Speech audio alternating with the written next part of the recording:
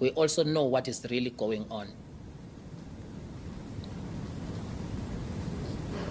Taliso Goba from Eyewitness News.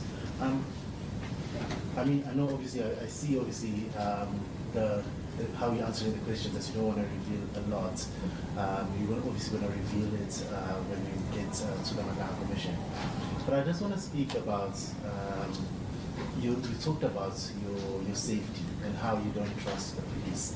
Now, you obviously have a bit of history in the police. You used to work for IPID. So can you just maybe, if you can you just maybe give us a brief bio of you as a professional and how you got to where you are right now?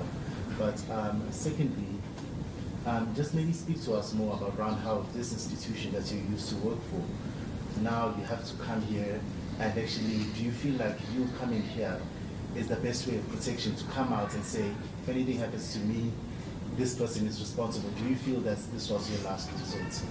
So those are just my two questions for now, your bio and you not feeling safe.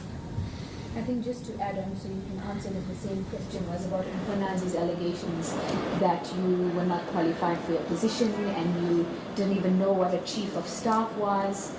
Can you just speak to that as well, and how you felt hearing that and what you have to say about that? I was very much prepared to answer that, what General Mkhwanazi has alluded, because that was not true. That was blatant lie.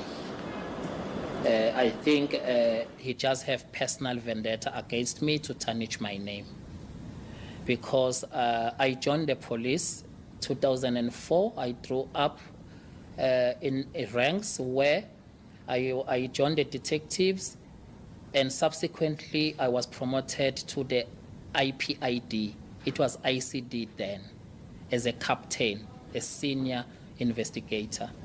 And while I'm there, I studied my national diploma in policing, and subsequently I studied and completed my BTech degree in policing. And subsequently on that, I was promoted to be an assistant director. Then when I left IPID in 2018, September, I left IPID as an assistant director. And after that, I went private, where I was heading a forensic as a manager in different banks. And when Minister Mkhunu nominated me to get appointed as a chief of staff, I was employed. I was a head of forensic in a certain bank, which I'm not gonna reveal the name of the bank because I don't want to drag their name here. But I was the head of forensic in a managerial level, which Minister Mkhunu nominated me. And also I want to emphasize that Minister has no role in appointing. This is a private office where he's got a privilege in terms of ministerial handbook to nominate people that he trusts to work in his private office. Once he nominates you, every process is done by HRM. They follow all HRM processes, screening processes, as well as DPSA processes. Where I do qualify, I even more than qualify. With my experience and with my BTech degree, the minimum requirement to become a chief of staff, which is a chief director, a minimum requirement is a degree. I do possess a BTech degree in policing.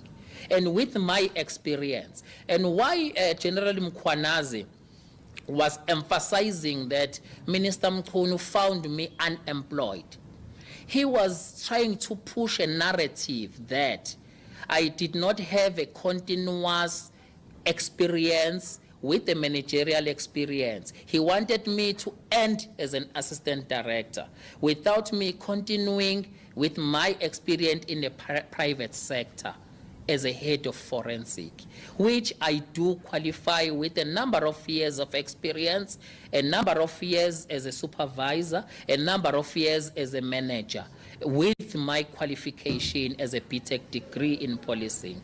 And interestingly, just to cover that, which I'm still gonna talk about in an ad hoc committee. The very same General Mkhwanazi was a very close friend of mine.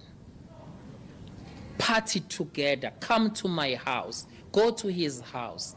A very close friend of mine.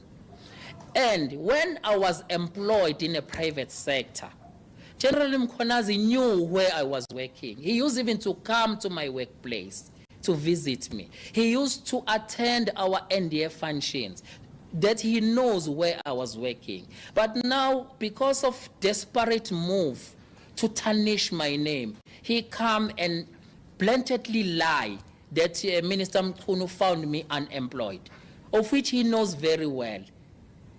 So that is what the situation is. Fearing for your life. And about fearing for my life, and myself, I am a seasoned and a career police officer. I know the field.